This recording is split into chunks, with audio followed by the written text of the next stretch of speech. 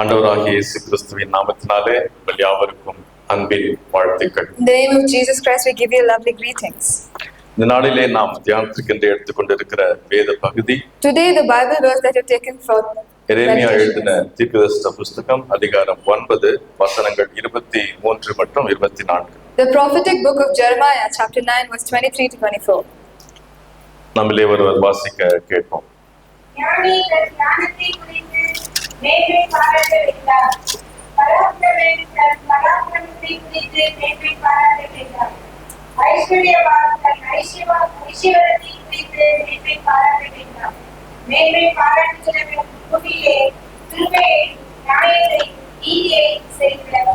கர்த்தர் நான் என்று என்னை அறிந்து உணர்ந்திருப்பதை குறித்தே மேன்மை பாராட்டப்பட்டது என்று கர்த்தர் சொல்கிறார்.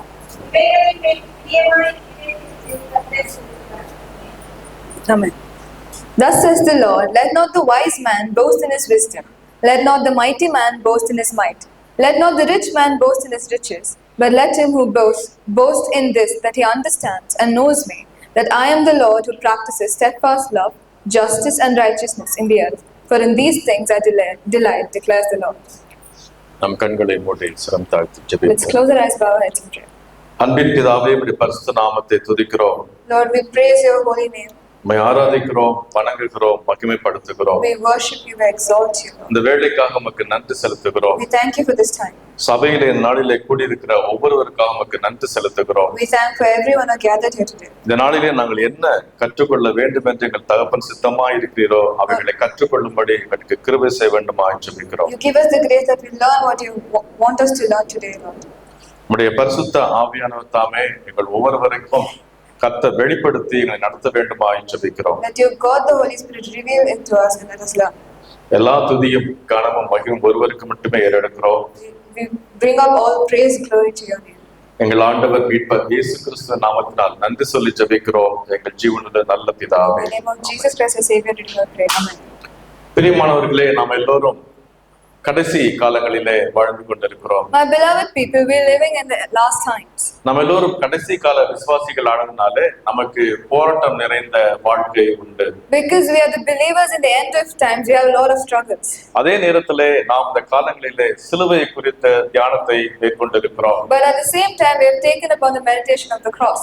நம் தேவனாகிய கர்த்தர் பரலோகத்தில் இருக்கிற நம் பிதா நம் ஒவ்வொருவர் மேலும் அன்பாய் இருக்கிறார். God the Father has so much love on every one of us.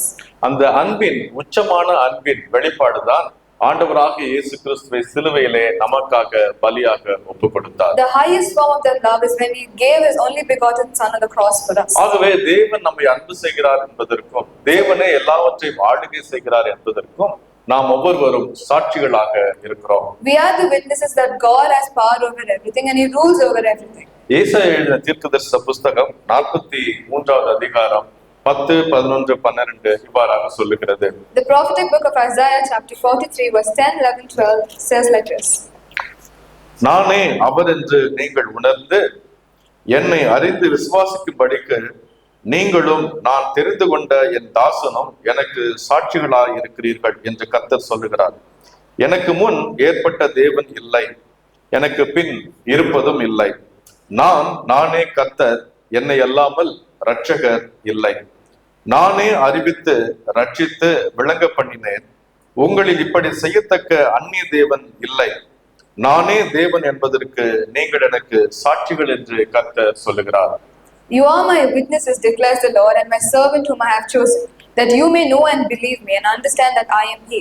Before me no God was formed, nor shall there be any after me.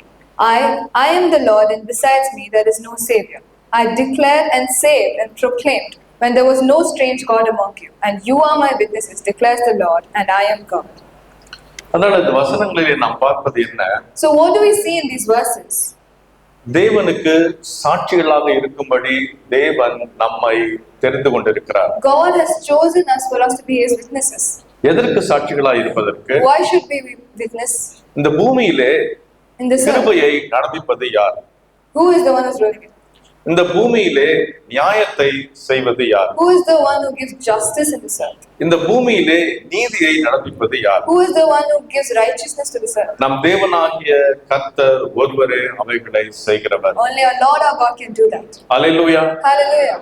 அவைகளுக்கு நாம் சாட்சிகளாக இருக்கிறோம். We are the witnesses for those things. இந்த உலகத்தில் இருக்கிற ஜனங்கள் எல்லோரும் நம்மை காணும் பொழுது When the நம்முடைய தேவன் தான் இந்த உலகத்திலே கிருபையை நடப்பிக்கிறவர் என்றும் நீதியை நடப்பிக்கிறவர் என்றும் நியாயாதிபதி என்றும் அவர்கள் உணர்ந்து கொள்ள வேண்டும். When the worldly people look at us, they have to know that our Lord our God is the one who gives righteousness and justice to everybody. அதற்கு நாம் சாட்சிகளாக இருக்கிறோம். We are the witnesses for that. தேவன் இதிலே பிரியமாய் இருக்கிறார். God is delights in that. நாம் இப்படி சாட்சிகளாக இருப்பதிலே தேவன் பிரியமாய் இருக்கிறார். When we are witnesses to all those things, God delights in us. வேதம் சொல்லுகிறது தேவனுக்கு பிரியமானவர்களை நாம் செய்ய வேண்டும். The Bible says we have to do what God wishes us to do. தேவனுக்கு பிரியமானவர்களை நாம் செய்யும் பொழுது நாம் வேண்டிக் கொள்வது எதுவோ அதை தேவன் நமக்கு தந்தருள்வார் என்று வசனம் சொல்லுகிறது. The Bible says that whatever you ask from God, He will give it to you as you wish. ஆகிய நாளிலே நாம் இந்த 3 காரியங்களை குறித்து மிகவும் ஆழமாக நாம் தியானிக்கலாம். We will go into deep meditation for the 3 verses that I will tell you. பூமியிலே தேவன் கிருபையை நடப்பிக்கிறவர். God gives grace to this earth. கிருபை நடப்பிக்கிறவர் என்றால் என்ன அர்த்தம்? What does it mean? நம்மை கண்டு மனது இருக்கிறவர். He is the one who has pity on us. இரக்கமாய் நடந்து கொள்கிறவர். He has compassion on us. ஜனங்கள் மத்தியிலே அதிசயங்களை அற்புதங்களை செய்கிறவர். And in the midst of people, He does wonders and miracles. ஜனங்களை விடுவிக்கிறவர். He redeems all the people. ஜனங்களை He is ஆசீர்வதிக்கிறவர். the one who blesses all the people. எனவே பூமியில் இருக்கிற ஜனங்கள் எல்லோரும் தன்னுடைய தேவைகளுக்காக அவர்கள் தேவனை தேடி வருகிறவர்களாக இருக்கிறார்கள். The worldly people go to God only for their needs. அதற்காக தேவன் தன்னை அவர்களுக்கு எல்லா கிருபையும் வெளிப்படுத்துகிறவராக இருக்கிறார். So God is the one who reveals all His grace to those people. நான் உங்களுக்கு ஒரு உதாரணத்தை சொல்லுகிறேன். I'll give you an example. ஆதியிலே தேவன் வானத்தில் பூமி எல்லாவற்றையும் படைத்தார். In the beginning, God created the heavens and earth and everything. படைத்தவை எல்லாவற்றையும் பார்த்தீர்கள் என்றால் அவை எல்லாமே மிகவும் அதிசயம் அற்புதமாய் இருக்கிறது. He saw everything and everything was miraculous and wonderful. அதுல ஒரு காரியத்தை கவனித்தீர்கள் என்றால் தேவன் எதையுமே தனியாக இருக்க விடவில்லை. If you pay attention to things, God never left anything to be alone. கிருபையாய் இருக்கிற தேவன் எல்லாருமே ஒருவர் ஒருவர் அன்பு செய்யும்படி எல்லா மிருக ஜீவன்களுமே ஒன்றுக்குள் ஒன்று அன்பாய் இருக்கும்படியாகவே படைத்தார். God was so graceful that He always created a pair with an animals also so that they can live in love and harmony. எதையுமே அவர் தனிமையாக விடவே இல்லை. He never left anything alone. அதற்காகத்தான் ஆதாமை உருவாக்கிய பொழுது அவன் ஆதாமை எல்லா அனிமல் எல்லா மிருகங்களோடு கூட்டி சென்றார். That is why when He created Adam, He took Adam to meet all the animals that He had created. ஏன்னா மனிதனை மாத்திரம் தனியாக படைத்திருந்தார். But because He created only Adam as alone, இது எல்லா மிருகங்களும் ஜோடியா படைச்சிருந்தார். other things all had their own pairs. அது எதுவுமே தனியா இல்ல.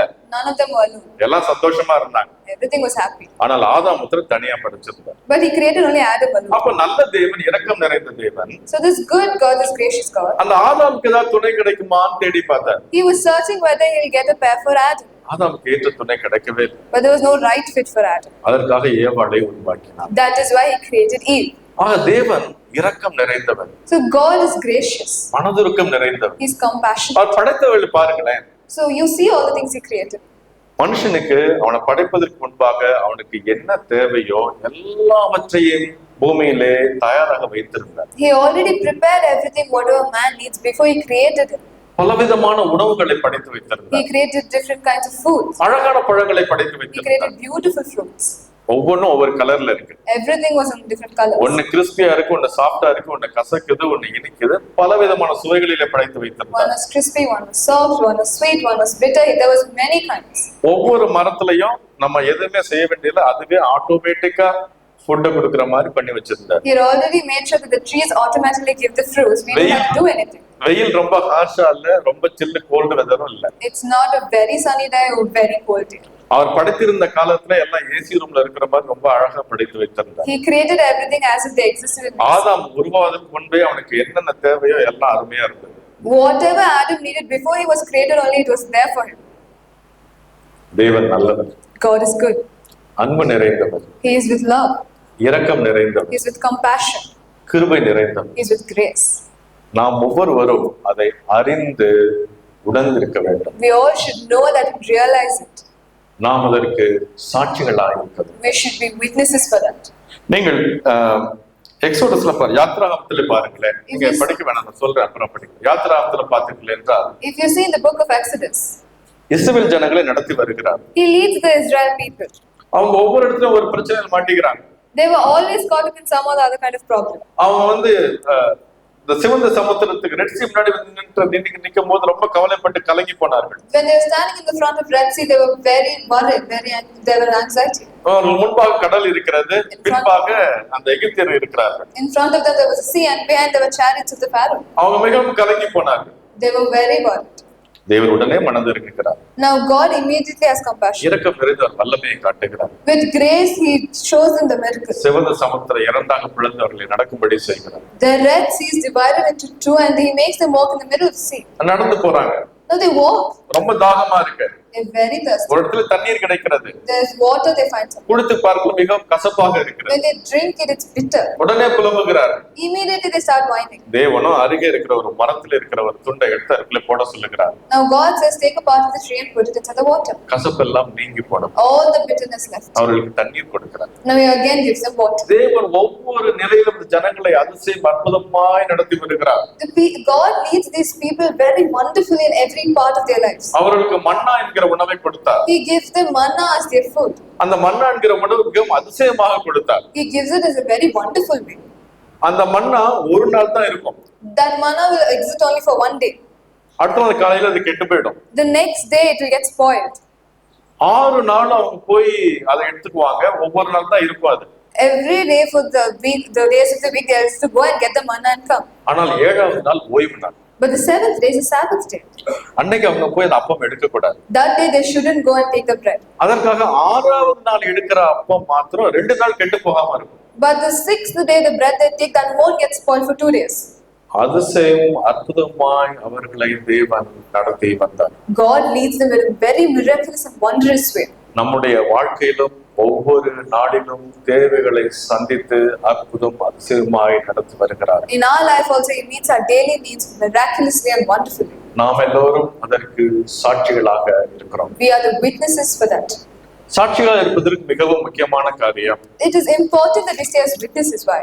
இதுல ஒரு வசனம் சொல்லுகிறது, படியுங்கள். சங்கீதம் 65:2. Psalms chapter 65 verse 2. சங்கீதம் 65:2 ஒருவர் வாசியுங்கள். Let's read Psalm 65:2. ஜெபத்தை கேட்கிறவரே, மாம்சமான யாவரும் உம்மிடத்தில் வருவார்கள். ஜெபத்தை கேட்கிறவரே, மாம்சமான யாவரும் உம்மிடத்திலே வருவார்கள். To you who hear prayer, you who hear prayer, to you shall all flesh come. ஏசாயா 56:7 நான் வாசிக்கிறேன். 56:7 என் வீடு எல்லா ஜனங்களுக்கும் ஜெப வீடு என்று சொல்லப்பட்டிருக்கிறது. He says, my house is the house for all prayers. ஆக தேவன் ஜெபத்தை கேட்கிறவர். So God is the one who listens to prayer. உலகத்தில் இருக்கிற எல்லா ஜனங்களும் தன்னுடைய தேவைகளுக்காக தேவனை தேடி வருகிறார்கள். அவர் இரக்கத்தோடு கொடுக்கிறவராய் இருக்கிறார். He is a gracious God because the worldly people go to God for their needs and he gives them whatever they want. எனவே வசனம் சொல்லுகிறது ஜெபத்தை கேட்கிறவரே. So the Bible says, you who hear the prayer. நாம் எல்லோரும் நம்முடைய தேவைகளுக்காக நம்முடைய அப்பாவிடம் தகப்பனிடம் சென்று அப்பா என்று கேட்பதிலே தேவன் மகிமை அடைகிறார். God gets glorified when we go and ask with the authority that you're my father, give me this. தேவன் இரக்கமுள்ளவர் என்று அறிந்து உணர்ந்து நாம் சாட்சிகளாக இருந்து அவரை நோக்கி கூப்பிடும் பொழுது தேவன் மகிமை அடைகிறார். When we as witnesses go and ask him for things, he gets glorified. அது எப்படி ஜெபிக்கும் பொழுது தேவன் மகிமை அடைகிறார்? How when we pray he gets glorified? ஒரு எக்ஸாம்பிள் சொல்றேன் கேளுங்க. We'll give you an example. ஒரு ஏரியாவுல 2 எம்எல்ஏ இருக்கிறாங்க. In an area there are 2 MLAs. ஒருத்தர் வந்து ரூலிங் கவர்மெண்ட்ல இருக்கிற எம்எல்ஏ, இன்னொருத்தர் வந்து ஆப்போசிட் கவர்மெண்ட்ல இருக்கிற MLA. One is the ruling government MLA, one is the opposition party MLA. Ruling government எம்எல்ஏன்னா அவர் தான் ஜெயிச்சு அப்ப எம்எல்ஏவா இருக்கிறவரு, ஆப்போனன்ட்ல இருக்கிறவர் தோத்து போயிருக்கிறவர். The opposition party has lost his position, but the one in the ruling party has won it. ஒரு எம்எல்ஏ வீடு எங்க இருக்கு, இன்னொரு 10 வீடு தள்ளி இன்னொரு எம்எல்ஏ வீடு இருக்கு. There's one MLA house here and 10 houses later is another MLA's house. ஜனங்கள்லாம் கியூல நிக்கிறாங்க எம்எல்ஏ பார்த்து பெட்டிஷன் கொடுக்கிறது. All the people are standing in the queue to give a petition to them. ஒரு எம்எல்ஏ கிட்ட 10 பேர் நிக்கிறாங்க, ஒரு எம்எல்ஏ வீட்டு வாசல்ல 100 பேர் நிக்கிறாங்க. One of their houses there are 10 and another there are 100. யாருக்கு மகிமை? Now, who got the glory? யாரை பார்த்து எல்லாரும் ரொம்ப நல்லவன்னு சொல்லுவாங்க? Who will go say, oh, he's a very good person? யாருக்கு முன்னால் 100 பேர் நிக்கிறானா அவன் தான் சொல்லுவாங்க. Whoever has 100 people in front of his house will get that name, right? ஆக நம் தேவனை தேடி என் ஜெபங்களுக்கு பதில் கொடுக்கிறவர் இவர்தான். இவரிடத்திலே நான் வந்தால் என் ஜெபங்களுக்கு பதில் உண்டு, அவர் மனதிறங்குகிறவர், என்னை ஆசீர்வதிப்பார் தேடி வரும் பொழுது அவருடைய நாமம் மகிமை அடைகிறது. When we go in search of God as a gracious God who gives us all things, his name is glorified. அதற்கு நாம் சாட்சிகளாக இருக்கிறோம். We are witnesses for that. நம்மிடத்திலே சுற்றி வாழ்கிற ஜனங்கள் எல்லோரும் எங்கெங்கயோ போகிறவர்களாக இருக்கிறார்கள். All the people who live around us are the ones who go to some other places. ஆனால் நாமோ நம்முடைய தேவனாகிய கர்த்தரை தேடி அவரை மகிமைப்படுத்துகிறவர்களாக இருக்கிறோம். But we are the ones who go to God and we are the ones who glorify him. அந்த காலத்திலே நாகமான் என்கிற ஒரு தளபதி ஒருவர் இருந்தார். There was a commander of an army called Naaman that time. ஆனால் இஸ்ரவேல் தேசத்துல இருக்கிற ஒரு சகோதரி, ஒரு சின்ன வாலிப பெண், அந்த பெண்ணை என்ன பண்ணிட்டாங்க, அந்த திருட வந்தவங்க வந்து அந்த பெண்ணை திருடிட்டு போயிட்டாங்க. All the thieves who came to Israel to loot, they also robbed this girl. அப்ப அந்த பொண்ணு அந்த ஃபாரின் கண்ட்ரிக்கு போயிட்டாங்க. So now she goes to another country. அந்த ஃபாரின் கண்ட்ரியில் இருக்கிற தளபதி நாகமான்கிறவனுக்கு வந்து உடம்பெல்லாம் குஷ்டரோகம் வந்துடுச்சு. Now Naaman, the commander of the army in that country, that is Syria, he was with leprosy. அப்ப இந்த பொண்ணு இஸ்ரவேலாகிய இந்த பொண்ணு என்ன பண்றா, அந்த தளபதி வைஃப் கிட்ட போய் சொல்றா, நாச்சியார் கிட்ட போய் சொல்றா, நீங்க வந்து நம்ம ஐயாவை எங்க நாட்டுக்கு போக சொல்லுங்க, அங்க வந்து ஊழியக்காரர் இருக்கிறாரு, எங்கள் தேவன் அவரை சுகப்படுத்துவார்னு சொல்லுங்க. Now this little girl goes to Naaman's wife and tells that you send Naaman to my country, there's a prophet there, he will heal you, our God is very great. அப்ப நாகமான் அங்கேயிருந்து வந்து எலிசாவை சந்திக்கிறார். Now Naaman comes to meet Elisha here in Israel. Elisha வந்து யோர்தான் நதியிலே போய் 7 முறை நீ முங்கி எழும்பிக்க வேண்டும் என்று சொல்லுகிறார். Elisha says, go dip yourselves in the Jordan 7 times. அப்ப நாகமான் 7 முறை முங்கி எழுகிறான். Now Naaman obeys that and he goes and dips himself. அவன் உடல் சுகமாகிறது. His body heals. அவன் சொல்லுகிறான், it says there, இவரே தேவனாகிய கர்த்தர் என்று நான் அறிந்து உணர்ந்து கொண்டேன். I have realized and known that he is the God. தேவனுடைய நாமம் அங்கே மகிமைப்பட்டது. There God's name was glorified. பிரியமானவர்களே, புதிய ஏற்பாட்டு காலத்திலே நீங்கள் பார்த்திருப்பீர்கள். My dear people, you have seen the New Testament. ஆண்டவராகிய இயேசு கிறிஸ்து பூமியில இருந்த பொழுது ஏராளமான ஜனங்களுக்கு விடுதலை கொடுத்தார். When Jesus Christ was over here on this earth, he gave much wonders to everybody. 38 வருஷமாக ஒருவன் குளத்தண்டையிலே படுத்திருந்தான். There was a person who was sick for 38 years. வியாதியிலே படுத்திருந்தான். He was sick. Move பண்ண முடியாத கூட அளவு படுத்திருந்தான். He was even able to move. ஆண்டவராகிய இயேசு கிறிஸ்து அவனை தேடி போய் தொட்டு சுகப்படுத்தினார். God Jesus went in search of him, touched him and healed him. 12 வருடமாக ஒரு சகோதரி வியாதியில ரத்தப்போக்கிலே இருந்தாள். For 12 years there was a woman who was in discharge of நான் அவருடைய ஆடையை தொட்டாலும் சுகமாவேன் என்று சொல்லி அவருடைய ஆடையை தொட்டு சுகமாக்கி கொண்டாள். She believed that if she touched the fringe of his garment she will be healed, and she touched and she was healed. தேவனாகிய கர்த்தர் மனதிறங்குகிறவராக இருந்தார். Now this God was a compassionate God. பத்திமை என்கிறவன் தேவனே எனக்கு கண் பார்வை கொடும் என்று கூப்பிட்டார். The blind person asked God, give me a sight. அவனுக்கு கண் பார்வையை கொடுத்தார். And God gave him sight. எனவே தேவன் மனதுருகி அவர் ஒவ்வொருவரையும் சுகப்படுத்துகிறவராக இருந்தார். God is the one who has compassion and heals everyone. அவருடைய மனதுருக்கத்தை வெளிப்படுத்துகிறார். He reveals his love. நாம் இவைகளை எல்லாம் அறிந்திருக்கிறோம். We all know this. இவைகளுக்கு நாம் சாட்சிகளாக இருக்கிறோம். We should be witnesses for that. பேதுரு ஒரு நாளிலே அவருடைய சீடர்கள் எல்லாரும் படகிலே பயணம் செய்து கொண்டிருந்தார். When Peter and all the disciples were going on a boat, அது இரவு நேரமாக இருந்தது. it was a night time. ஆண்டவராகிய இயேசு கிறிஸ்து கடல் மேல் நடந்து வந்து கொண்டிருந்தார். Now Jesus Christ was walking on water. அப்பொழுது பேதுரு ஆண்டவராகிய இயேசு கிறிஸ்துவை பார்க்கிறார். Now Peter looks up to Jesus Christ. எல்லாரும் இது ஆவி என்று அலறுகிறார்கள். Everyone gets scared that he's a spirit. இயேசு கிறிஸ்து பயப்படாதீர்கள், நான் தான் என்று சொல்லுகிறார். Jesus Christ says, do not be afraid, it is me. அது பேதுருக்கு மிகவும் ஆச்சரியமாக இருந்தது. Now Peter was very amazed by that. அவனுடைய வாலிப வயதிலிருந்தே இந்த கடலோடு போராடி மீனவனாக வாழ்ந்து வளர்ந்தவர். He was the one who struggled with the sea all throughout his life. He's a fisherman. கடல் மேல் அவன் ஒரு நாளும் நடக்க முடியவே இல்லை. He never was able to walk on water. என் வாழ்க்கையில் முடியாததை தேவன் செய்கிறார் என்று காணும் பொழுது அவனுக்கு அது ஆச்சரியமாக இருந்தது. When he was surprised when he saw that what he couldn't do, God is doing it for him. அப்பொழுது நானும் நடக்க வேண்டும் என்று ஆசைப்பட்டான். Then he also wished that he also wanted to walk. ஆண்டவரே நீதான் என்றால் நானும் நடந்து வருகிறேன் என்றார். He said, Lord, if you can walk, even I want to walk and come. ஆண்டவர் இயேசு கிறிஸ்து வா என்றார். Now Jesus Christ says, come. கடலின் மேல் நடந்தார். He walked on water. ஆண்டவராக இயேசு கிறிஸ்துவின் கண்பார்வை இருக்கும் மட்டும் நடந்து வந்தான். When he was looking at Jesus, he walked and he came. அவன் கடல் அலைகளை பார்க்கும்போது அதில் மூங்கி போனான். When he saw the waves, he drowned. ஆண்டவரே என்னை ரட்சியும் என்று அலறினான். He cries, "Our Lord, save me."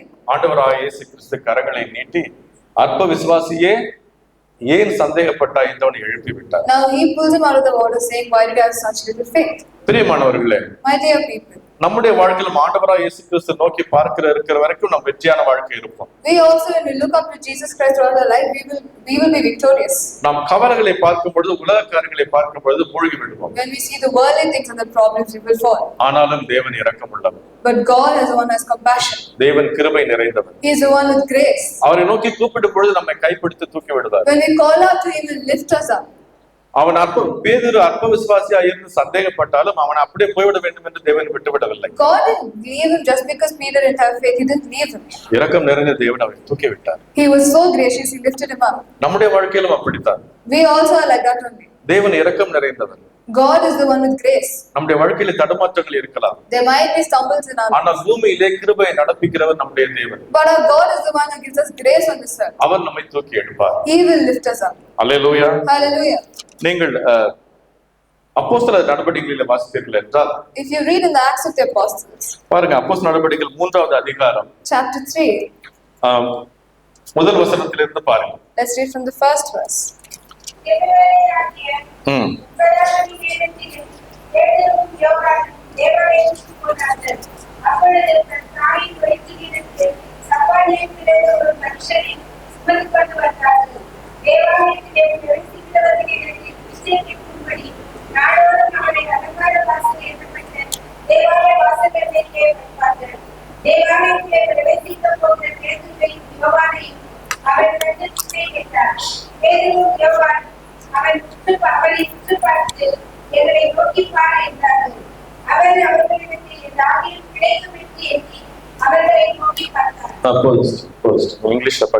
Now Peter and John were going up to the temple at the hour of prayer, the 9th hour. And a man lame from birth was being carried, whom they laid daily at the gate of the temple, that is called the Beautiful Gate, to ask alms to those entering the temple. Seeing Peter and John about to go into the temple, he asked to receive alms. And Peter directed his gaze at him, as did John, and said, "Look at us." அலங்கார வாசல்ல அந்த பிச்சைக்காரன் புடவன் இருக்கிறான். In this beautiful gate, there's this lame beggar. பேதுரும் யோவானும் அங்கே செல்லுகிறார். Now Peter and John go there. பேதுரு அவனை பார்த்து சொல்லுகிறார், என்னை நோக்கி பார். Peter and John said, "Look at us." அவன் ஏதாவது காசு கொடுப்பாங்களான்னு பார்க்கறான். He looks at them, telling, "Will they give anything to me?" பேதுரு அவனுடைய கையை பிடித்து ஆண்டவராக இயேசு கிறிஸ்து நாமத்தினாலே எழுந்து நட என்று கையை பிடித்து எழுப்பி விடுகிறார். In the name of Jesus Christ, you rise and walk. And Peter raises him. அவன் குதித்தெழுந்து ஓடுகிறான். He jumps and he starts walking. ஒரு நாளிலே ஆண்டவராக இயேசு கிறிஸ்துவை நோக்கி பேதுரு பார்த்தான். ஆண்டவராக இயேசு கிறிஸ்து அவனை தூக்கி விட்டார். One day Peter looked up to Jesus and Jesus lifted him up. இப்பொழுது பேதுரு அவனை பார்த்து சொல்லுகிறான், என்னை நோக்கி பார் என்று. பேதுரு கால் நடக்க முடியாத முடவனை தூக்கி விடுகிறார். Now Peter, when he sees the person, he gives his hands and raises him up. இன்றைய நாளிலே நீங்கள் எல்லோரும் பல சகோதரிகள் கஷ்டத்துல இருக்கிறவங்க, வேதனையில் இருக்கிறவங்க, பிரச்சனை இருக்குன்னு பார்க்கிறேன். You would have seen many people are struggling or in problems. ஆண்டவராக இயேசு கிறிஸ்துவின் நாமத்தின் மகிமைக்காக அவர்கள் ஒவ்வொருவரையும் தூக்கிவிட வேண்டியதுக்கு நம்முடைய கடமையா இருக்கிறது. For the glory of God's name, it's our duty that we lift them up.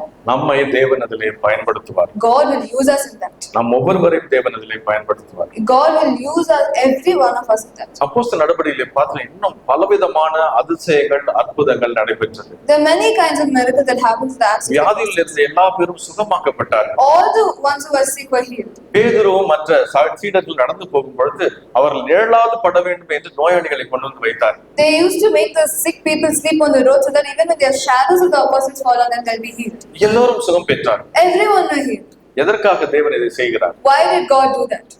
பூமியிலே கிருபையான காரியங்களை நடப்பிக்கிறவர் தேவனாகிய கர்த்தர் என்று ஜனங்கள் எல்லோரும் அறிந்து கொள்ள வேண்டும். The people all knew that God is the only one who can do such glorious things. நாம் இவைகளை எல்லாம் கேட்கிறோம். We all listen to it.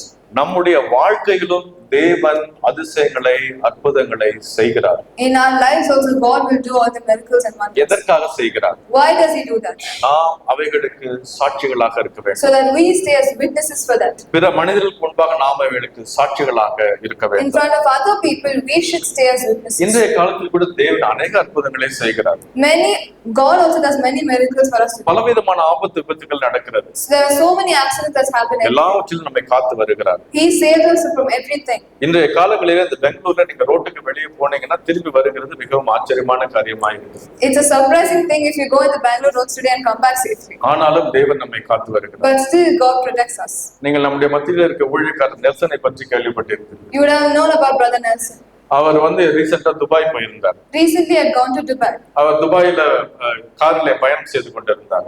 He was traveling in a car in Dubai. அவரோடு கூட 5 பேர் பயணம் செய்து கொண்டிருந்தார். With him 5 people were traveling. திடீரென்று அந்த கார் விபத்துக்குள்ளாகி கார் அப்படியே இந்த மூட்டைப்பூச்சி ரோல் ஆகி விழுந்துச்சு car. The car tumbled and it fell on the road. அவங்க கூட இந்த எல்லாருக்கும் எலும்பெல்லாம் உடைஞ்சிடுச்சு. Every one of them were in the car. All their bones were broken. கதவை திறந்து ஒண்ணுமே நடக்காத மாதிரி வெளியே இருந்துச்சு வந்தார் Nelson. Nelson brother came out of the car and nothing happened to him. தேவன் நம்மை காத்து நடத்துகிறார். God protects us and leads us. இந்த கரங்களை தட்டி கர்த்தருக்கு நன்றி. Let's clap hands and thank God. கர்த்தர் இந்த காலங்களிலே நம்மை மிகவும் அற்புதம் அதிசயமாய் காத்து வருகிறார். God protects us in a very miraculous way. நாம் எல்லோரும் உலகிற்கு உப்பாக இருக்கிறோம். We are all the salt of the world. நாம் உப்பாக இருந்து ஜனங்கள் மத்தியிலே தேவனுடைய நாமத்தை மகிமைப்படுத்த வேண்டும். We are supposed to glorify His name as being the நாம் salt. இரண்டாவது காரியத்தை குறித்து தியானிப்போம். Let's see the second thing. தேவன் பூமியிலே நியாயத்தை நடப்பிக்கிறவர். God is the one who gives justice on this earth. அப்படி என்றால் என்ன அர்த்தம்? What does that mean? தேவன் தான் ஜட்ஜ். அதாவது ஒருத்தனை பனிஷ் பண்றது, ஒருத்தனை ஆசீர்வதிக்கிறது. அவன் ஒண்ணு செய்வதற்கு ஏற்றவர் பனிஷ் பண்றது, ஆசீர்வதிக்கிறது யாரு? நம்முடைய தேவனாகிய கர்த்தர். God is the judge who punishes the wrong and gives the justice to the right. இதை நம்ம அறிந்து உணர்ந்திருக்க வேண்டும். We have to know and realize this. அது மிகவும் முக்கியமான காரியம். It's very important that we do. இதிலே தேவன் பிரியமாய் இருக்கிறார். God He delights in that. பாருங்க, நோவாவின் காலத்திலே தண்ணீரால் அழிக்க வேண்டும் என்று தேவன் முடிவு செய்தார். It was God's wish that He wanted to destroy the world with water.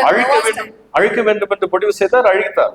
He decided and He destroyed it. Sodom கமோரா அந்த தேசத்தின் மேலே அக்னி விழும்படி செய்து அந்த தேசத்தை அழித்தார். In the city, in the country of Sodom and Gomorrah, He made sulfur come down from heaven and He made it fire. தேவன் முடிவு செய்கிறார். He decides. தேவன் தான் நியாயத்தை பூமியிலே நடப்பிக்கிறவர். He is the one who gives justice to this earth. அநியாயம் செய்கிறவர்களை தண்டிக்கிறவர் அவர்தான். He is the one who gives punishment to the one who are unrighteous also. நீதியாய் நடந்துகிறவர்களை ஆசீர்வதிக்கிறவர் அவர்தான். He is the one who gives the blessings to the righteous as well. இதை நாம் அறிந்து உணர்ந்திருக்க வேண்டும். We have to know and realize this. அந்த சிவந்த சமுத்திரத்திலே எகிப்தியர் வரும் பொழுது எகிப்தியரை அழிக்க வேண்டும் என்று தேவன் முடிவு செய்தார். God decided that He kills all the Egyptians when they came behind the Israel people. அவர்களை சிவந்த சமுத்திரத்திலே அழித்து போட்டு விட்டார். He killed them in the Red Sea. நீங்கள் தானியேல் புத்தகத்திலே படித்து பார்த்தீர்கள் என்றால் தெரியும். In the book of Daniel, if you see, you can know. யூதர்களை பார்த்தீர்கள் என்றால் யூதர்களை ஒரு காலத்திலே முடிவு செய்கிறார். அவர்கள் செய்த பாவங்களின் நிமித்தம் The Jews decide because of the sins they did. அவர்கள் பாபிலோனுக்கு அடிமைகளாக கொண்டு செல்கிறார். They're taken as slaves to Babylon. குறித்த காலம் வரும்பொழுது பாபிலோன் அவர்களை திரும்பவும் அழைத்து வருகிறார். When the right time comes, He brings them back from Babylon also. அப்ப இந்த இஸ்ரவேல் ஜனங்களா இருந்தாலும் சரி, யாரா இருந்தாலும் சரி, அவர்களை எப்பொழுது தண்டிப்பது, எப்பொழுது மன்னிப்பது, எப்பொழுது வாழ வைப்பது என்பதை நியாயாதிபதியாகி இருக்கிற கர்த்தர் முடிவு செய்கிறார். God decides when to punish them, when to save them, when to be with them in His own will. தானியேல் வசனம் சொல்லுகிறது என்னவென்றால், ராஜாக்களை தள்ளி ராஜாக்களை உட்கார வைக்கிறவர் தேவன். He told in the book of Daniel that He pushes away kings and He makes kings. அவர் முடிவு செய்கிறார். He decides. யார் ராஜாவா இருப்பது? Who is the king? எவ்வளவு நாள் ராஜாவா இருப்பது? How many days he will be as king? நியாயாதிபதியாக இருக்கிற கர்த்தரே முடிவு செய்கிறார். If judge God, He will decide. இந்த வசனத்தை நாம் வாசிப்போம். எரேமியா எழுதின தீர்க்கதரிசன புத்தகம் அதிகாரம் 17 வசனம் 10. Sorry? Jeremiah எழுதின தீர்க்கதரிசன புத்தகம் அதிகாரம் 17 வசனம் 10. The verse 17, chapter 17 verse 10. அதை ஒருவர் வாசிங்க.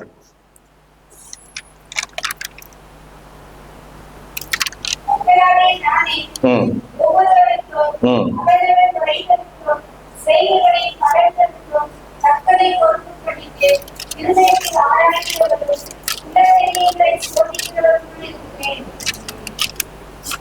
In English, it's I, the Lord, search the heart and test the mind, to give every man according to his ways, according to the fruit of his deeds. கர்த்தராகிய நானே ஒவ்வொருவருக்கும் அவனவன் வழிகளுக்கும் செய்கைகளுக்கும் பலன்களுக்கும் தக்கதை கொடுக்கும்படி சோதித்தருகிறவராய் இருதயத்தை சோதித்தருகிறவராய் இருக்கிறேன் என்று சொல்லுகிறார். ஒவ்வொருவருடைய வழிக்கும் அவன் எப்படி நடக்கிறான், For அவனுடைய every வழிகள் person, how he walks, அவனுடைய வழிகள் எப்படி இருக்கிறது, how his ways are. அதற்கேற்றாற் போல் அவனுக்கு அவனுடைய இருதயத்தை ஆராய்ந்து அதுக்கு பலன் கொடுக்கிறவர் தேவன். He is the one who searches their hearts, knows their minds, and gives the fruit of his deeds. உலகத்துல வாழ்கிற எல்லாருக்கும், For everyone on the earth, அவங்க யாரா இருந்தாலும் சரி, அவனுடைய இருதயத்தை ஆராய்ந்து பார்த்து அவளுக்கு வழிகளுக்கு ஏற்ற பலனை கொடுக்கிறவர் நாம் தேவனாகிய கர்த்தர். in this world, whoever is it, he knows their mind and he gives them the fruit of his deeds. நாம் இதை அறிந்து உணர்ந்திருக்க வேண்டும். We should know and should realize that. நாம் வெளியே பேசும் பொழுது, ஒரு சில காரியங்களை நடப்பிக்கும் பொழுது, ஜனங்கள் எல்லோரும் பார்ப்பார்கள், இவங்க ஏன் இப்படி செய்கிறார்கள், ஏன் இப்படி பேசுகிறார்கள் என்று பார்ப்பார்கள். In the outside world, when you speak or do things, people will notice why you do such things. அப்பொழுது நாம் தேவனாகிய கர்த்தர் நியாயாதிபதியாக இருந்து பலன் தருகிறவர், நியாயம் செய்கிறவர் என்பதற்கு நாம் சாட்சிகளாக இருக்கிறோம். We are the witnesses that God is judge and he gives us according to their deeds. இந்த உலகத்துல இருக்க பல பேருக்கு தெரியாது. Many people in this world do not know. ஜட்ஜ்மெண்டா, யாரு கெட்டவன், யார் நல்லவன், யார் பார்க்கிறது, யார் செய்யறது, அவன் இஷ்டம் போல வாழ்கிறானே என்று அவங்க நினைத்துக் கொண்டிருக்கிறார்கள். They think that there is no judgment. Everyone lives according to their own wish. Who is wicked? Who is righteous? நாம் அவர்களுக்கு முன்பாக அவர்களை பார்த்து சொல்ல வேண்டிய காரியம், நாம் இல்லை, தேவன் ஒருவர் இருக்கிறார், அவர் நம் செய்ய கேட்டாற்போல் நியாயம் விசாரிக்கிறவர் என்று சொல்லுகிறோம். But it is our duty that we should tell that there is a God who judges for our righteous deeds and our bad deeds. நாம் அதற்கு சாட்சிகளாக இருக்கிறோம். We are the witnesses for that. ஆண்டவராகிய இயேசு கிறிஸ்து பின்வரும் காலங்களிலே நம்ம எல்லோரையும் நியாயம் விசாரிக்கிறவராய் இருக்கிறார். In the coming time, Jesus will come as a judge to ask us for our deeds. அதை நாம் எல்லோரும் அறிந்து வைத்திருக்கிறோம். We should all know that. Hallelujah. Hallelujah. அப்போஸ்தலர் நடவடிக்கைகளை பார்த்தீர்கள் என்றால், If you see in the book of Apostles again, அங்க அனனியா சப்பீரா 2 பேர் வர்றாங்க. there are two people, Ananias and Sapphira. சபையில 2 பேரும் கணவன் மனைவி பொய் சொல்றாங்க. They come as husband and wife and they lie. அவர்கள் பொய் சொல்லும் பொழுது அங்கேயே அவர்கள் அடிக்கப்பட்டார்கள். When they lie there, they're immediately beaten. தேவன் முடிவு செய்கிறார், சபையில பொய் செய்கிற அவர்களை சாகும்படி செய்கிறார். They're not beaten, they're thrown to death. God decides whether he wants to make them live or die. அப்போஸ்தலர் நடவடிக்கைகளிலே ஏரோது ராஜா என்று ஒருவர் இருக்கிறார். In the book of Apostles, there is this king called King Herod. அவன் என்ன பண்றான், ஒரு நாள்ல என்ன இந்த அப்போஸ்தலர்லாம் போய் போதிக்கிறாங்க, நானும் ஜனங்களுக்கு நல்லது சொல்லுகிறேன் என்று சொல்லிக்கொண்டு ஒரு ராஜ உடையெல்லாம் உடுத்திக் கொண்டு ஜனங்களுக்கு போதிக்க ஆரம்பித்தான். He gets jealous of the apostles and says, what are these people preaching? I will preach, he wears a royal robes and gives an oration. ஜனங்கள் எல்லாம் அதை பார்த்து, இது தேவ சத்தம் என்றார்கள். Then what the people do is, this is not the word of man, it's the word of God. உடனே தேவனுடைய தூதனானவர் அவனை அடித்தார். Now immediately the angel of the Lord strikes him. அவன் செத்து போனான். He dies. ஒவ்வொரு உலகத்தில் இருக்கிற ஒவ்வொரு காரியத்திலும் தேவன் நியாயம் விசாரிக்கிறவர். God is the one who gives justice to everybody. நம்முடைய தேவன் ஒருவரே நியாயம் விசாரிக்கிறவர். Only our God can give the justice and ask for the அதை நாம் வாழ்க்கையிலே வாழ்ந்து காட்ட வேண்டும். We have to live that in our life and see. ஒரு உதாரணத்துக்கு சொல்ல வேண்டும் என்றால், நீங்கள் அலுவலகத்திற்கே போவீர்கள். Pardon? அலுவலகத்துக்கு, ஆபீஸ்க்கு நீங்க போவீங்க. You go for your office. ஆபீஸ்ல நீங்க உண்மையுமா நடந்துக்குவீங்க. You will walk righteously and truthfully. உண்மையை பேசுவீங்க. You will speak the truth. நியாயமானதை பேசுவீங்க. You will be righteous. பொய் சொல்ல மாட்டீங்க. You won't lie. யாரையும் ஏமாத்த மாட்டீங்க. You won't cheat anybody. அப்ப பக்கத்துல இருக்கிற கேட்பான், யாரு எப்படி போட்டு ஏன்பா இப்படி நடந்துக்கிறேன்னு கேட்பான். Now the one next to you will ask, why are you doing this? No one seeing you. அப்ப நீங்க சொல்லுவீங்க, Then you should say, என்னை நியாயம் விசாரிக்கிற கர்த்தர் ஒருவர் இருக்கிறார். there is a God who will judge my actions. அவருக்கு பயந்து நான் உண்மையாய் நடந்து கொள்கிறேன். I have to be scared of him and I have to walk righteously. பிரியமானவர்களே, கர்த்தர் நியாயம் விசாரிக்கிறவர் என்பதற்கு நீங்களும் நானும் சாட்சிகளாக இருக்கிறோம். My beloved people, we are the witnesses that God is a judge. அடுத்தது, கர்த்தர் பூமியிலே நீதியை நடப்பிக்கிறவர். And next is, God is the one who gives righteousness in earth. பூமியிலே எது நடக்கணும், எது சரி, எது தவறு என்று முடிவு செய்வது யார்? Now who is the one who decides what is right, what is wrong on this earth? நாம் தேவனாகிய கர்த்தர் ஒருவரே அவருடைய வழிகளை முடிவு செய்கிறவர். He is the only one who decides it. அந்த காலத்திலே, ஆதி காலத்திலே ஜனங்களுக்கு சட்டம் என்று ஒன்று இல்லை. At the beginning there was no law for the people. இப்படித்தான் வாழ வேண்டும் என்கிற விதிமுறைகள் இல்லை. There was no ways that this is how they should live. அவங்களுக்கு லாஸ்லாம் இல்ல, சட்டங்கள் இல்ல. There were no laws, there were no regulations. ஆனால் ஜனங்கள் தன் இஷ்டம் போல வாழ்ந்து கொண்டிருந்தார். But people lived according to their own wishes. ஆனால் இஸ்ரவேலின் தேவனாகிய கர்த்தர் தான் But God of Israel முதலாக அவர்களுக்கு 10 கட்டளைகளை கொடுத்தார், நியமங்களை கொடுத்தார், வாழ வேண்டிய முறைகளை சொல்லிக் கொடுத்தார். Now he gives the 10 commandments, the rules, the regulations, the ways he teaches them to live. உபாகமம் 4வது அதிகாரத்துக்கு எடுத்துக்கொள்ளுங்கள். Let's take the book of Deuteronomy chapter 4. 4வது அதிகாரம் 6, 7, 8 3 வசனங்களை படியுங்கள். Let's read the 6, 7, and 8th verse. ஒருவர் வாசிக்க கேட்போம். We'll read. உபாகமம் 4வது அதிகாரம் 6, 7, 8. Deuteronomy 4, 6, 7, and 8. ஆகையால் இவைகளை கைக்கொண்டு நடக்குங்கள்.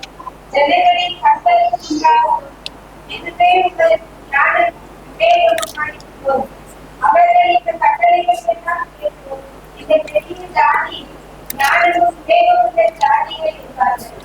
நம்முடைய தேவனாகிய கர்த்தரை நாம் தொழுதுகொள்வதன் மூலம்தான் அவர் நமக்கு சமீபமாய் இருக்கிறது போல தேவனுக்கும் சமீபமாய் இருக்கிற வேறு பெரிய ஜாதி இது. English. Keep them and do them, for that will be your wisdom and your understanding in the sight of the peoples, who when they hear all these statutes will say, surely this great nation is a wise and understanding people. For what great nation is there that has a God so near to it as the Lord our God is to us, whenever we call upon him? And what great nation is there that has statutes and rules so righteous as all this law that I said before you today? எனவே தேவன் கொடுத்த கட்டளைகளின் நிமித்தம், So because of the commandment that God has given us, இஸ்ரவேல் ஜனங்கள் ஞானமும் விவேகம் உள்ளவர்களாக மாறினார்கள். the Israel people turned into people of wisdom and understanding. இஸ்ரவேல் ஜனங்கள் அதுல ரொம்ப பெருமையா இருந்தாங்க. They were very proud. எங்களை மாதிரி இப்படியான சட்டங்களை கொண்டிருக்கிறவர்கள் வேறு யார் எந்த ஜாதியும் இந்த பூமியில இல்லை என்று அவர்கள் மிகவும் பெருமை கொண்டவர்களாக இருந்தார்கள். They were proud people who said no one in this world has laws and rules like us. காரணம் என்னவென்றால் இதனால் அவர்கள் ஞானமும் விவேகம் உள்ளவர்களாக இருந்தார்கள். Because they were with wisdom and understanding. நீங்கள் புதிய ஏற்பாட்டிலே பார்த்தீர்கள் என்றால், If you see in the New Testament, ஆண்டவராகிய இயேசு கிறிஸ்து சொன்னார், Jesus Christ says, அவருடைய வசனத்தின்படி பிற்காலங்களிலே எல்லோரும் தீர்ப்பு செய்யப்படுவோம் என்று சொல்லி இருக்கிறார். according to their verses we will all be judged. எனவே தேவனாகிய கர்த்தர் தான் இந்த பூமியிலே நீதியை நடப்பிக்கிறவர். So Jesus Christ is the only one who gives righteousness to this earth. சட்ட திட்டங்களை கொண்டு வருகிறவர். He is the one who brings rules and regulations. ஒவ்வொரு தேசத்திலும் ஒவ்வொரு விதமான சட்டங்கள் இருக்கிறது. In every country there's every kind of rules and regulations there. ஆனால் பூமியிலே தேவனாகிய கர்த்தர் ஒழுங்குகளை சட்டங்களை வைத்திருக்கிறார். But God is the only one who gives rules and regulations to people. அவரே நீதியை நடப்பிக்கிறவர். He is the one who gives righteousness. பழைய ஏற்பாட்டிலே பார்த்தீர்கள் என்றால், If you see in the Old Testament, ஜனங்களுக்காக ஆட்டுக்குட்டி பலியாக ஒப்பு கொடுக்கப்பட்டது. for the people the lamb was given as a sacrifice. புதிய ஏற்பாட்டிலே பார்த்தீர்கள் என்றால், In the New Testament if you see, ஆட்டுக்குட்டிகளுக்காக மேய்ப்பன் பலியாக ஒப்பு கொடுக்கப்பட்டார். for the lambs the shepherd was given as a sacrifice. Hallelujah. Hallelujah. நம்முடைய பாவங்களுக்கு பரிகாரமாக ஆண்டவராக இயேசு கிறிஸ்து பலியாக ஒப்பு கொடுக்கப்பட்டார். Jesus Christ was given as a sacrifice for our sins. பழைய ஏற்பாட்டிலே ஒருவர் கட்டளையை மீறினார்கள் என்றால் ஒரு ஆட்டுக்குட்டியை பலியாக ஒப்பு கொடுக்க வேண்டும். In the Old Testament, if the people crossed the laws and rules of the Old Testament, then this lamb was given as a sacrifice. கட்டளை மீறினால் அவனுக்கு தண்டனை கிடைக்கும். If they had crossed the law, then they'll get punished. ஆனால் புதிய ஏற்பாட்டிலே ஆண்டவராக இயேசு கிறிஸ்து பலியாக ஒப்பு கொடுக்கப்பட்டிருக்கிறார். But in the New Testament, Jesus Christ was given as a sacrifice. நாம் எல்லோருக்கும் பாவ மன்னிப்பு கிடைக்கிறது. We all have the forgiveness of sins. நாம் விசுவாசத்தினால் கிருபையினாலே நாம் ரட்சிப்பை பெற்றுக் கொண்டிருக்கிறோம். With our grace, through faith, we have got our salvation.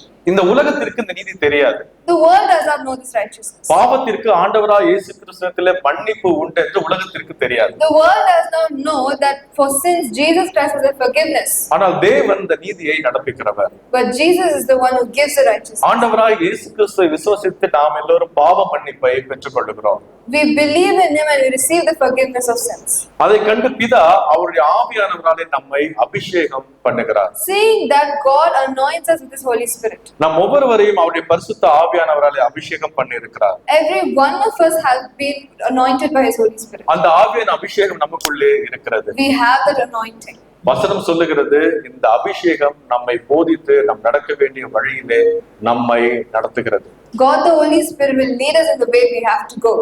ஆக சட்டங்களை, வெளியே இருந்த சட்டத்தை இந்த பரிசுத்தாவை கொடுக்கப்பட்டதற்கு பிறகு அந்த சட்டங்கள் நம்முடைய இருதயத்திலே எழுதப்பட்டிருக்கிறது. Outside the laws are there, but the Holy Spirit has the laws in our heart. பரிசுத்த ஆவியானவர் அவைகளிலே நம்மை நடத்துகிறார். God the Holy Spirit will lead us according to it. Hallelujah. Hallelujah. இந்த காரியங்கள் வெளியே இருக்கிறவர்களுக்கு தெரியாது. Outside people, the worldly people do not know about it. ஆக தேவன் பூமியிலே நீதியை நடப்பிக்கிறவர். So God is the one who gives justice on the earth. எனவே பிரியமானவர்களே, தேவன் பூமியிலே நீதியை நடப்பிக்கிறவர் என்பதற்கும் நியாயத்தை செய்கிறவர் என்பதற்கும் கிருபை செய்கிறவர் என்பதற்கும் நாம் எல்லோரும் சாட்சிகளாக இருக்கிறோம். We are the witnesses that He gives justice, righteousness, and grace to us. நாம் அதை அறிந்து உணர்ந்திருக்க வேண்டும். We have to know and realize it. வெளியே இருக்கிறவர்கள் நம்மை காணும் பொழுது நம் தேவனை எல்லாவற்றையும் நடப்பிக்கிறவர் என்பதை அவர் அறிந்து உணர்ந்து கொள்வார்கள். The worldly people, when they look at us, they will know that God is leading us. இதிலே தேவன் பிரியமாய் இருக்கிறார். And God delights in us. அவரை பற்றி நாம் அறிகிற அறிவிலே வளர வேண்டும் என்று தேவன் பிரியமாய் இருக்கிறார். He delights that we want to grow in His wisdom. நம் ஒவ்வொருவரையும் அவர் காண்கிறவராய் இருக்கிறார். He looks at each and every one of us. நாம் எப்படியெல்லாம் வளருகிறோம், பேசுகிறோம், எப்படி சாட்சிகளாய் வாழ்கிறோம் என்பதில் அவர் மிகவும் கவனமாய் இருக்கிறார். He pays attention to how we grow, how we live as witnesses. அவருடைய நாமத்தை நாம் மகிமைப்படுத்துவதிலே அவர் பிரியமாய் இருக்கிறார். He delights in us when we glorify His name. எரேமியா எழுதின தீர்க்கதரிசன புஸ்தகம் 9வது அதிகாரம் 23வது வசனத்தை ஒருவர் வாசியுங்கள். In the book of Jeremiah chapter 9 verse 23. அதிலே 3 காரியங்களை வேண்டாம் என்று தேவன் சொல்லி இருக்கிறார். God says 3 things that He says as a no there for us. அது ஒரு படிங்க. Let's read that.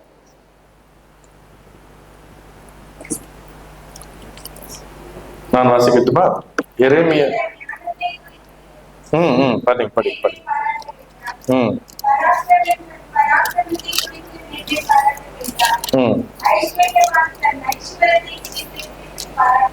Okay, thank you. English language. Thus says the Lord, let not the wise man boast in his wisdom, let not the mighty man boast in his might, let not the rich man boast in his riches. நம்ம எல்லோருக்கும் சொல்லுகிறார் தேவன், இதை நம்ம கவனிக்கணும். எல்லோருக்கும் சொல்லுகிறார். Pay attention, God says this to us. 3 காரியத்தை குறித்து நீங்க மேன்மை பாராட்டக்கூடாது. For 3 things you're not supposed to boast. ஞானி தன் ஞானத்தை குறித்து மேன்மை பாராட்டக்கூடாது. Let not the wise man boast in his wisdom. Parakram, அதாவது என்னால எல்லாம் முடியும் சொல்ற அந்த பராக்கிரமத்தை குறித்து நீங்கள் மேன்மை பாராட்டக்கூடாது. Especially the mighty ones, the one who tells I know everything, I'm strong in everything. ஐஸ்வர்யத்தை குறித்து மேன்மை பாராட்டக்கூடாது. You shouldn't boast in your riches. இது இந்த கடைசி காலத்துல இருக்கிற நமக்கு மிகவும் முக்கியமான காரியம். It is important for us who are living in this last times. ஏன்னா கடைசி காலத்துல இருக்கிறவர்கள் மிகவும் தற்பிரியராய் இருப்பார்கள். The ones who are in the last times will always be of themselves. அதுக்கு ஒரு பெரிய லிஸ்ட் இருக்கு, நம்ம எல்லாரும் வாசிக்கலாம். There's a big list for that. Let's read it. 2 தீமோத்தேயு 3வது அதிகாரம் 1வது வசனத்திலிருந்து வாசியுங்கள். 2 Timothy chapter 3, let's read from the first verse.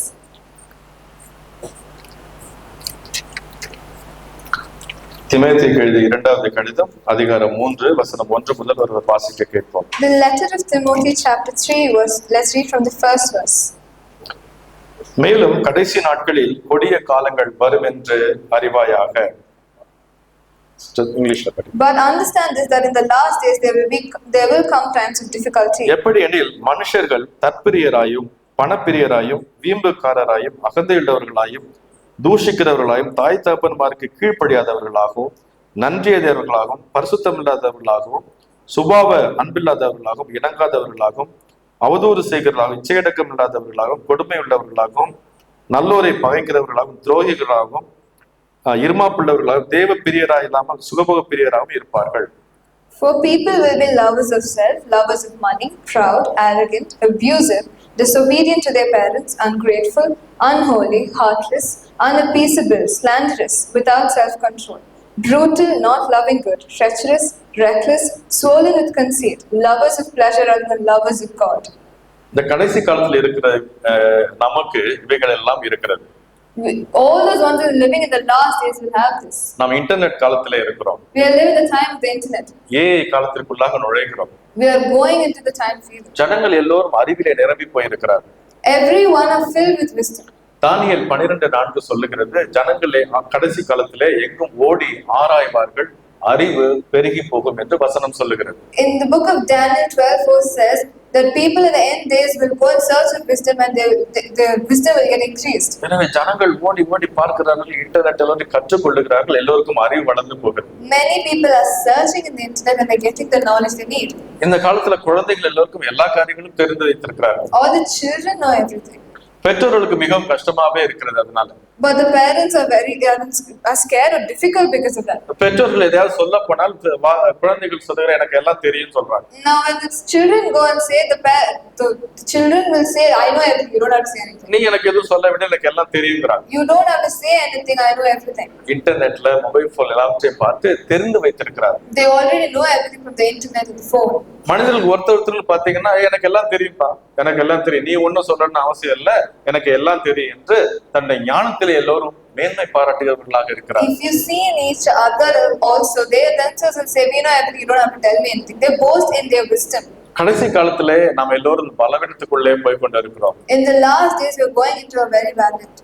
எனக்கு எல்லாம் தெரியும், I know everything. யாரும் எனக்கு எதுவும் சொல்ல வேண்டியதில்லை. You don't have to tell anything to me. நீங்க எனக்கு எதுவும் சொல்ல வேணாம். You don't have to tell anything. நீங்க எனக்கு எதுவும் சொல்ல வேணாம். You don't have to tell anything. எனக்கு எல்லாம் தெரியும். I know everything. என்கிற மனநிலைக்குள்ளே நாம் எல்லோரும் சென்று கொண்டிருக்கிறோம். We are all going into that kind of a situation. தேவன் சொல்லுகிறார், God says, ஞானி தன் ஞானத்தை குறித்து மேன்மை பாராட்ட வேண்டும். let not the wise man boast in his wisdom.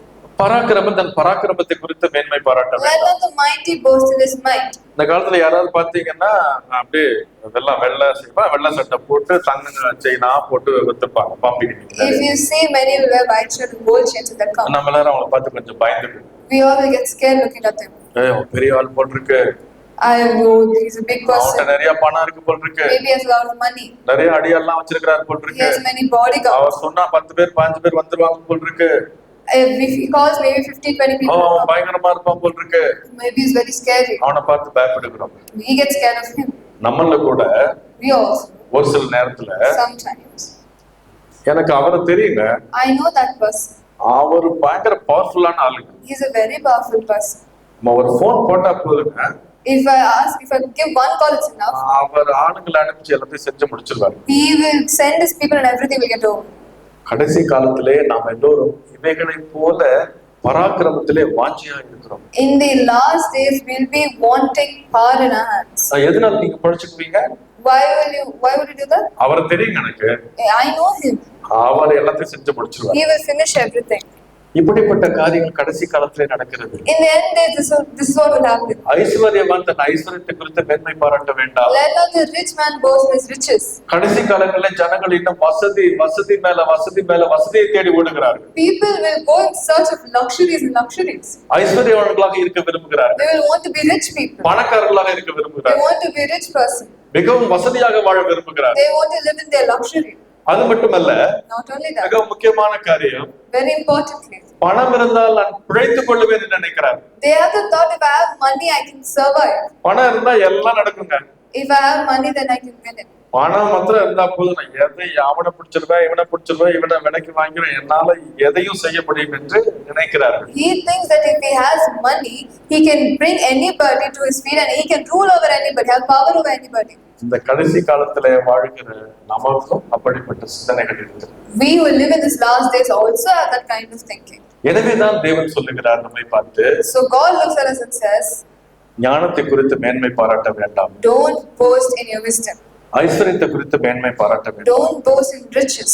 பலவானா இருப்பதை குறித்து மேன்மை பாராட்ட வேண்டாம். Don't boast because you're mighty. ஆனால் தேவனாகிய கர்த்தர் But God the Lord, பூமியிலே கிருபை நடப்பிக்கிறவர் என்று அறிந்திருப்பதை குறித்து, because we know that he gives justice himself, அவர் நியாயத்தை நடப்பிக்கிறார் என்பதை குறித்து, because we know that righteousness he gives himself, அவரே எல்லாவற்றையும் நீதியை நடப்பிக்கிறார் என்பதை குறித்து he is the one who gives righteousness to everybody. மேன்மை பாராட்ட வேண்டும் என்று விரும்புகிறார். He wishes that we boast in that. கடைசியாக நாம் ஒரு சில வசனங்கள் குறித்து நாம் ஜெபிப்போம். Let's see the last one. 1 பேதுரு 5வது அதிகாரத்தை எல்லாரும் எடுத்து வைத்துக் கொள்ளுங்கள். Let's take 1 Peter chapter 5. 1 பேதுரு 5வது அதிகாரம் 1 Peter chapter 5. 5வது வசனத்திலிருந்து ஒருவர் வாசிங்க. Let's read the 5th verse. அந்தபடி தேவனே ஒருவருக்கு கீழ்ப்படியுங்கள். நீங்கள் எல்லாரும் ஒருவருக்கொருவர் கீழ்ப்படிந்து மனத்தாழ்மையை அணிந்து கொள்ளுங்கள். பெருமை உள்ளவர்களுக்கு தேவன் எதிர்த்து நிற்கிறார். தாழ்மை உள்ளவர்களுக்கோ கிருபை அளிக்கிறார். Yes, likewise, you who are younger, be subject to the elders. Clothe yourselves, all of you, with humility towards one another.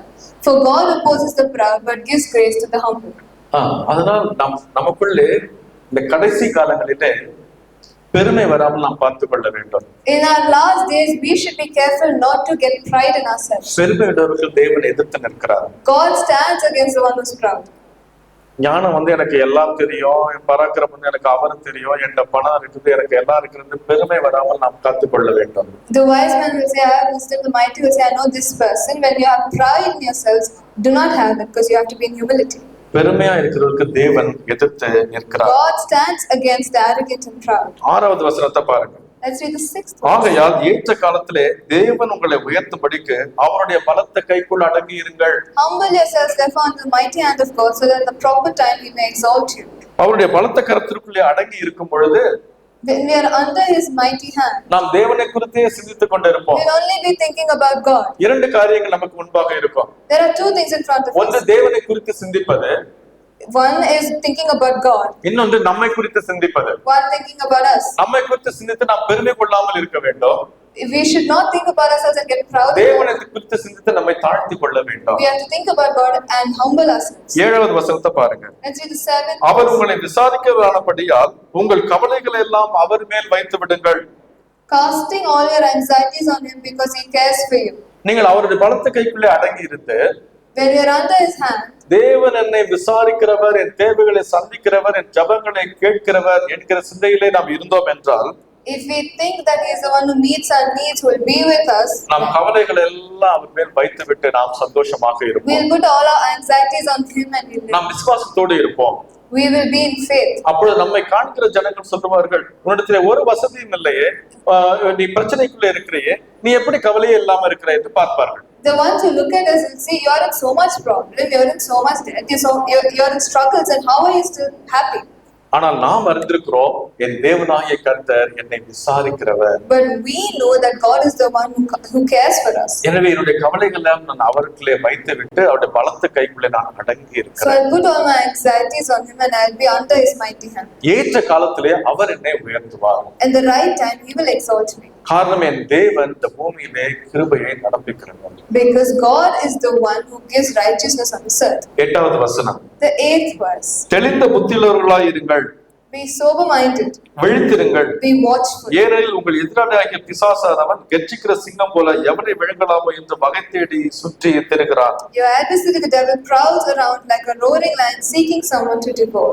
இந்த காலத்துல, கடைசி காலத்துல இருக்க நாம் தெளிந்த புத்தியுள்ளவர்களாக இருக்க வேண்டும். In this last days, you have to be sober-minded. பிசாசானவன் யாரை விழுங்கலாமோ என்று சுற்றி திரிகிறான். Now Satan is looking at who he wants to devour. நம்மிடத்தில் இருக்கிற பெருமையை அவன் எழுப்பி விட பார்க்கிறான். He's trying to waken the pride that we have in ourselves. நம்முடைய திருமையை மேல் நம்பும்படி செய்ய வைக்க பார்க்கிறான். He's trying to make us boast in our own wisdom. நம்முடைய பணத்தின் மேல் நாம் விசுவாசமா இருக்கும்படி வைக்க பார்க்கிறான். He's trying to make us be dependent on our money. ஆனால் நாமும் தேவனுடைய பலத்த கைக்குள் அடங்கி இருக்க வேண்டும். But we should be under the mighty hand of God. 9வது வசனம்.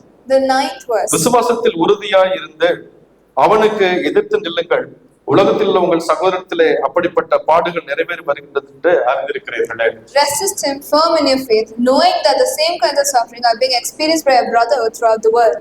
எனவே பிரியமான, கடைசி காலத்திலே விசுவாசத்திலே நாம் உறுதியாய் இருக்க வேண்டும். So the last days we have to be firm in our faith. விசுவாசத்திலே எப்படி உறுதியாய் இருக்க முடியும்? How should we be firm in faith? தேவனாகிய கர்த்தர் இந்த பூமியிலே கிருபையை செய்கிறவர், என்னை வாழ வைக்கிறவர், என்னை விசாரிக்கிறவர், என்னை உயர்த்துகிறவர் என்பதிலே நான் அதை அறிந்து உணர்ந்து உறுதியாக இருக்க வேண்டும். We should be firm in our faith, knowing that our God gives righteousness, justice to this earth, and He cares for us. அவருடைய பலத்த கைக்குள்ளே நான் அடங்கி இருக்க வேண்டும். We have to be under His mighty hand. அவர் ஏற்ற காலத்திலே உயர்த்துவார் என்று அடங்கி இருக்க வேண்டும். At the right time, He will exalt us. You should have that in mind. ஆனால் மாறாக எனக்குள்ளே பெருமை வரும் என்றால், so instead of that, if I have pride in myself, எனக்குள்ளே இருக்கிற பணத்தை நம்பி ஞானத்தை நம்பி எனக்கு பெருமை வரும் என்றால், if believing that if I have pride in myself, கடைசி காலத்திலே பிசாசரவன் நம்மை விழுங்கி தேவனே நமக்கு எதிர்த்து நிற்க போல செய்து விடுவான். at the end of the day, Satan will make us turn against God and will stand against God. எனவே பிரியமானவர்களே, so my dear people, நாம் கடைசி காலத்திலே வாழ்ந்து கொண்டிருக்கிறோம். We live in the end of days. இந்த சிலுவை தியான காலத்திலே வாழ்ந்து We are கொண்டிருக்கிறோம். living in the time when we meditate on the cross. தேவன் நம் மேல் வைத்த அன்பு எல்லாவற்றையும் சிலுவையிலே வெளிப்படுத்தி இருக்கிறார். God reveals His love on the cross for us. நாம் சிலுவையிலே ஆண்டவராய் இயேசு கிறிஸ்துவை பார்க்கும் பொழுது தேவன் நம் மேல் வைத்த அன்பையும் கிருபையும் நாம் அறிந்து கொள்ளுகிறோம். We have to know all the grace and love that God Jesus shed on the cross for us. நாம் நம்முடைய பாவங்கள் எல்லாவற்றையும் மன்னித்து விட்டார் என்ற தேவனுடைய நீதியை நாம் உணர்ந்து கொள்ளுகிறோம். We have to understand that God has forgiven our sins and that righteousness we have to find. நாம் அறிந்து உணர்ந்து அதற்கு சாட்சிகளாக வாழ வேண்டும். We should live as witnesses and realize it. தேவன் அதிலே பிரியமாய் இருக்கிறார். He delights in that. கடைசி காலத்திலே நம்ம மேல் வருகிற பெருமை எல்லாவற்றையும் நாம் உதறி தள்ளிவிட வேண்டும். Let's throw off all the pride that we get in these last days. நம் தேவன் நம்மை ஆசீர்வதிக்க விரும்புகிறார். God wishes to bless us. நாம் எல்லோரும் ஜெபிப்போமா? Let us pray. கண்களை மூடுவோம். Let's close our eyes. சிரம் தாழ்த்தி ஜெபிப்போம். Let's bow our heads and pray. அன்பின் பிதாவே, உம்முடைய பரிசுத்த நாமத்தை துதிக்கிறோம், மகிமைப்படுத்துகிறோம். Our loving God, we praise and glorify your name. நீர் ஒருவரே பூமியிலே கிருபையின் காரியங்களை நடத்துகிறவர். You are the only one who gives righteousness to this earth. எங்களிலே உம்முடைய கிருபையான காரியங்களை தேவரீர் வெளிப்படுத்துகிறவர். You are the one who reveals the justice to us. தேவரீர் தாமே பூமியிலே நீதியையும் நியாயத்தையும் நடத்துகிறவர். You are the one who delivers justice and righteousness. கர்த்தர் தயவாய் எங்கள் ஒவ்வொருவரையும் அதற்காக சாட்சிகளாக தெரிந்து கொண்டிருக்கிறேன். Lord, you have chosen us your witnesses for that. நாங்கள் அவைகளுக்கு சாட்சிகளாக வாழும்படி எங்கள் தகப்பன் எங்களுக்கு கிருபை பாராட்ட வேண்டுமாய் ஜெபிக்கிறோம். Lord, you give us the grace so that we live as such to you. இந்த கடைசி காலத்துல எந்த ஒரு பெருமையும் வராதபடி எங்களை காத்துக்கொள்ள வேண்டுமாய் ஜெபிக்கிறோம். In the end days, make sure that we don't get into pride, Lord. நாங்கள் எங்களை முழுவதும் தாழ்த்தி கொண்டு உம்முடைய பலத்த கரத்துக்குள்ளே அடங்கி இருக்கும்படி கிருபை செய்ய வேண்டுமாய் ஜெபிக்கிறோம். Lord, we humble ourselves and we want to be under your mighty hand. You give us நீர் the எங்களை grace. விசாரிக்கிற கர்த்தராய் இருக்கிறபடியாலே அப்படி தாழ்த்தி கொண்டு உம்முடைய பலத்துக்குள்ளே அடங்கி இருக்கும்படி எங்களுக்கு கிருபை செய்ய வேண்டுமாய் ஜெபிக்கிறோம். Because you're a God who cares for us, let us be into your mighty hand. அப்பொழுது நீர் எங்கள் ஒவ்வொருவரையும் உயர்த்துவீர். Then you will exalt எங்கள் us. தேவைகளை எல்லாவற்றையும் சந்திப்பீர். You will meet all our needs. எங்களுக்கு வர வேண்டிய ஆசீர்வாதங்கள் எல்லாவற்றையும் எங்களுக்கு தந்தருள்வீர். All the blessings that we need to இந்த have. நாளிலும் தகப்பனே, Lord, this day. இங்க வந்திருக்கிற ஒவ்வொருவரையும் தகப்பன் கண்ணோக்கி பார்க்க வேண்டுமாய் ஜெபிக்கிறோம். You look at all your children who come here. ஆண்டவரே, எந்தெந்த வியாதியிலிருந்து விடுதலை பெற வேண்டும் என்று உம்மை நோக்கி பார்க்கிறார்களோ ஒவ்வொருவருக்கும் தகப்பன் விடுதலை கட்டளையிட வேண்டுமாய் ஜெபிக்கிறோம். Lord, whatever sickness they have and they're looking up to you, heal them. என்னென்ன தேவைக்காக உம்மை நோக்கி பார்க்கிறார்களோ ஒவ்வொருவருக்கும் தேவன் தேவைகளை சந்திக்க வேண்டுமாய் ஜெபிக்கிறோம். For whatever needs they're looking at you, Lord, let those needs be fulfilled. ஆண்டவர் இயேசு கிறிஸ்துவின் நாமத்தினாலே என்னை நோக்கி கேளுங்கள், கூப்பிடுங்கள், அப்பொழுது தருவேன் என்று சொல்லியிருக்கு. அப்படியே உம்முடைய கூப்பிடுகிற பிள்ளைகளை கர்த்தர் ஆசீர்வதிக்க வேண்டுமாய் ஜெபிக்கிறோம். Lord, you have said that call out to me and I will give you what you want. Like that you bless them. வந்திருக்கிற ஒருவர் நிறைவாய் போகும்படி கர்த்தர் ஒருவரையும் ஆசீர்வதிக்க வேண்டுமாய் ஜெபிக்கிறோம். Lord, you bless each and everybody who's come here. Let them go with a full heart. தகப்பன் சபையின் ஊழியக்காரர் அவர்களை ஆசீர்வதிங்க. Lord, you bless the அவருடைய pastor. குடும்பத்தினரை ஆசீர்வதிங்க. Bless his family. தகப்பன் தாமே தொடர்ந்து நாமத்தை சபையில மகிமைப்படுத்த வேண்டுமாய் ஜெபிக்கிறோம். Let only your name be glorified in this church. எல்லா துதியும் கனம் மகிமை ஒருவருக்கு மட்டுமே ஏறெடுக்கிறோம். You take all the glory, praise and honor. எங்கள் ஆண்டவர் இயேசு கிறிஸ்துவின் நாமத்தினால் ஒப்புக்கொடுத்து நன்றி சொல்லி ஜெபிக்கிறோம். எங்கள் ஜீவனுள்ள நல்ல In the பிதாவே. name of Jesus Christ, we surrender and pray. Amen. Amen.